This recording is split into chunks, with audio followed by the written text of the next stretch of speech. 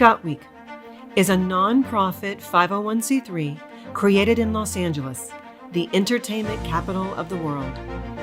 ScotWeek's mission is to celebrate and perpetuate the very special relationship between Scotland and the United States, as well as modern Scottish culture combined with traditional Scottish history. ScotWeek was created to shine a spotlight on Scottish contributions not only in the US, but throughout the globe, by highlighting Scotland's rich history of art, music, film and television, business and innovation, travel, food, and drink. As a charity, ScotWeek provides educational and internship opportunities through our partnerships with the Scottish Business Network, Entrepreneurial Scotland, and the Saltire Foundation, all with the support of the Scottish Government. In this series, we'll go behind the scenes of entertainment and industry as we interview our favorite members of the Scottish community. Get a first-hand look at the cultural contributions of the Scottish diaspora, and travel with us around the world on an exciting journey to experience all things Scottish. Hi, I'm Cindi McIntosh. And I'm Kelsey Deanne. And this is ScotWeek. Hi everyone, and this is Cindi McIntosh with ScotWeek. I'm so happy you could join us here. I have a very special guest on today. This is Neil, and Neil is with United Global Voices in Music, iSing4Peace. Neil, tell us about this project. Cindi, thank you for spending some time listening about the project. It's an exciting time for us, so thank you for taking some time. Yes, and please go ahead and pronounce your first and last name. Like everyone who watches our channel knows that I butcher some of the Scottish surnames, which is funny but not, and I don't want to do that to yours. Yeah, so it's McLennan. Perfect. So iSing4Peace is an international concert where we have musicians and choirs around the world, all of whom unite together around about the same song. And we started this in 2018 in the anniversary of the end of the First World War, the 100th anniversary of the Armistice. And the concept was that we've remembered the war for 100 years with silence, and I think that's really important that we do have a silence to remember past wars. But what do we do proactively to remember wars, but also to promote the very thing that stops wars, which is connecting people across borders and people working in cooperation together. So here we are again for a third year launching this concert and this international collaboration. This is phenomenal, and I cannot wait to watch what you guys do. The iSing4Peace team wrote and recorded a brand new song. What was the process like of creating and collaborating a song like that, and can you tell us? Goodness, very interesting process. It's changed a lot, because the first year we had a single composer, and that was a wonderful fiddler called Thorin Ferguson, a fine Scottish musician. Last year we had 3 different composers who worked on 3 different pieces of music, but this year we've had 3 fine composers and musicians connect together on the same piece of music. And it's been pretty high profile this year. We couldn't get a better team. We have the royal composer, Paul Mealer, who composed the music for the royal wedding. So a significant composer in world music history. He's currently one of the most played living composers. So he is an outstanding talent of international acclaim. And he teamed up with Fiona Kennedy, the Scottish singer-songwriter, who's very well known in her own right, and is obviously Callum Kennedy's daughter and just an outstanding singer over many years. She'll lead the choir. And they joined with the Prince of Wales Private Secretary, Graham Davis, who is also a very fine poet and a lyricist. So together, I pulled them together, set them off on the task, and actually relatively quickly we assembled round about a theme. What was the theme this year going to be? And with coronavirus, we decided that the theme should be about healing and about the medical aspect of how do we bring people together, not only to heal from past wars, but to heal from the global tragedy that we're going through just now, that is coronavirus. And they've produced just a beautiful piece of music, which I think captures the moment of what we're going through today. That's phenomenal. And Neil, can you explain to us how did you collect the musical recordings from the different people who were either singing or playing an instrument? How did you do that? How did you bring that all together? Sure, and very challenging again during a pandemic. So what we have just now, we have what we call a bass recording. It's almost like a sample track, but you couldn't ask for a better sample track. It's been recorded by the Royal Scottish National Orchestra, who played from their houses and recorded using recording equipment and their own equipment in their houses. Fiona singing in her house. Neil's elders took part.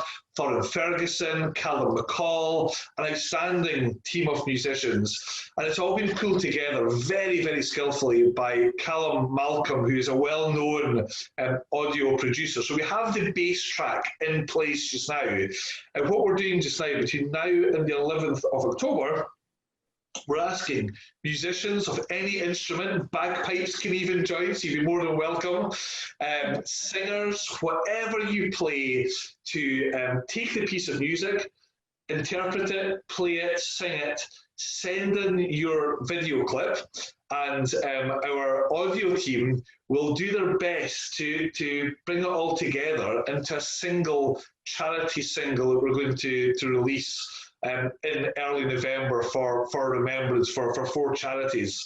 And as Paul said, the music was set. He set the music. But what's really interesting is now put that music out to the world, and we'll get a range of different responses. And the music may change and morph from what we originally envisaged as we start to see and hear the submissions coming in.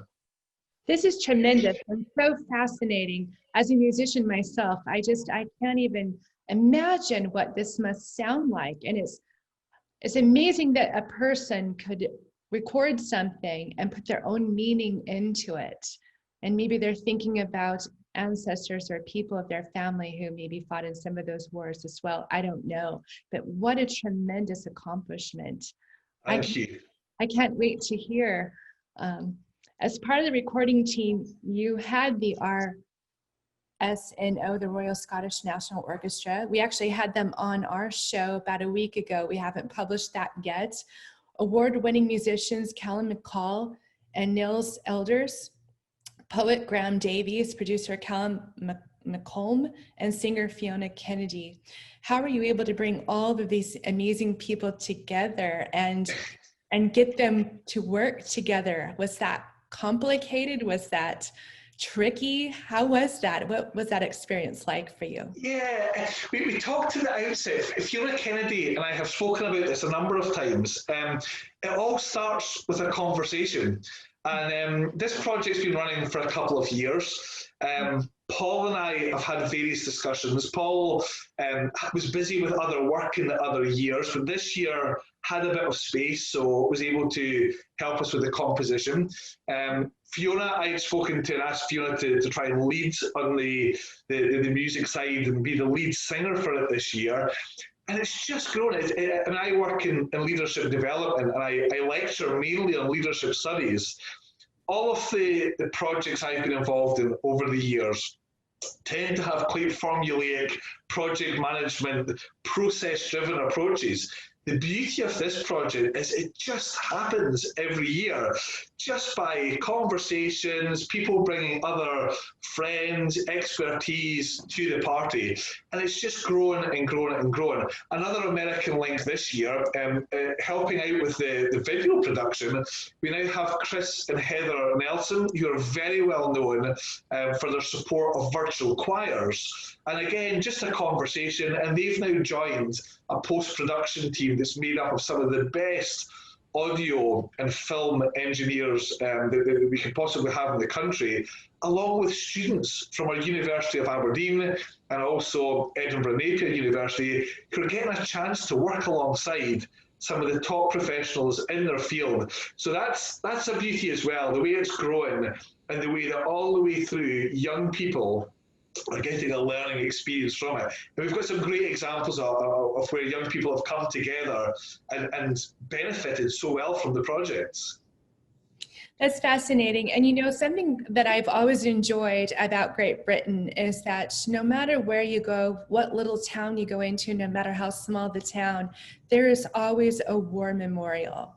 And that is just so heartwarming. And I've come across them so often that now I actually look for them whenever I'm traveling there. I think that's tremendous.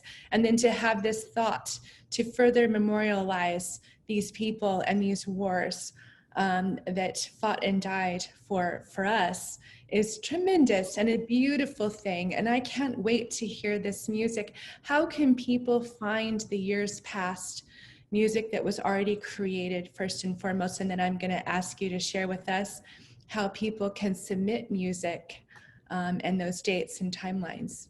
Sure. So previous year's music can be found with the hashtag #IPlayForPeace. That was the hashtag for the last 2 years, and you'll see a plethora of videos from across the world. Everything from Turkish and Syrian school students playing together, French and German orchestras coming together, just really moving stories across the world. This year, the hashtag is iSing4Peace, so hashtag iSing4Peace. And to take part in it, if you go to the website, which has been sent out from that hashtag, very simple approach, download the music for a very small fee. That money goes to the charities that we're supporting. Play the music, rehearse the music, enjoy the music, and then simply upload it on our website. And when you upload it, your music will be featured in this charity single. But we ask you, please hold on to your video clip, because on the afternoon of Remembrance Sunday, please share that video again on social media with the hashtag, and we'll get a flood from different countries of music coming together in that symbol of united effort across borders to remember past wars, but also to promote peace in the future. That's excellent. And how can people contribute to you if they're not submitting a piece of music for this event? Just make a contribution to the charities that you support. And can you tell us a little bit about those charities? Sure. So we have 4 charities, and it would be great to get as much support as we can for them. So obviously, downloading the music at the moment, the sheet music, contributes a small amount to the charities. And then when the single is released, buying the single from Spotify, from Apple, the song is called Stronger for the Storm. And that will help the charities. You can also give separately. We have a Virgin Giving page for giving separately. And 4 very fine charities. We have the British Red Cross, who are going to give the money to the Disasters Fund, which helps across the globe. Whenever there's an international disaster or catastrophe, the Red Cross are always there, a great charity to support. Our second charity is a Royal Commonwealth Ex-Services Legion, which supports veterans across the world. So not just within Britain, but across countries all over the globe, helps to support to make sure that they have a dignified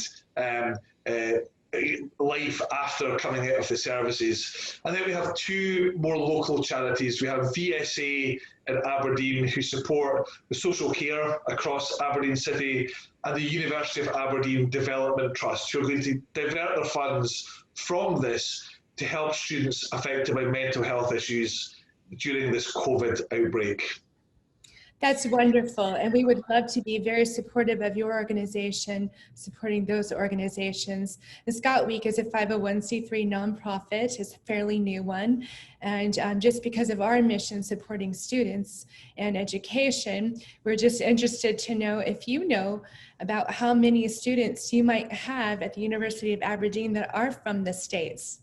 Oh goodness, now you're catching me out with questions. I was actually emailing earlier to ask about international students coming over, and the numbers, despite the challenges, have been positive. So I will need to find out the exact number.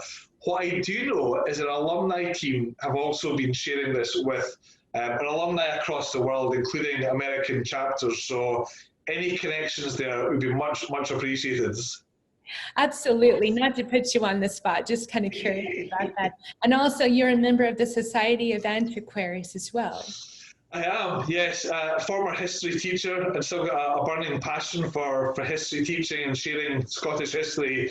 I had the privilege of being the president of the Scottish Association of Teachers of History, and then not long after that being nominated as a fellow. So we're in good company here this evening with other supporters of FSA Scot as well.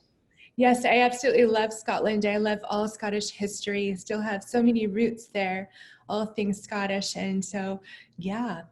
Thank you so much for being on with us, Neil. It's been a great honor and a special treat. And I know we have other projects to work on, and we will be collaborating throughout. So let's keep in touch. And until then, take care of yourself, and we're going to hopefully get some contributions for this year's piece of music.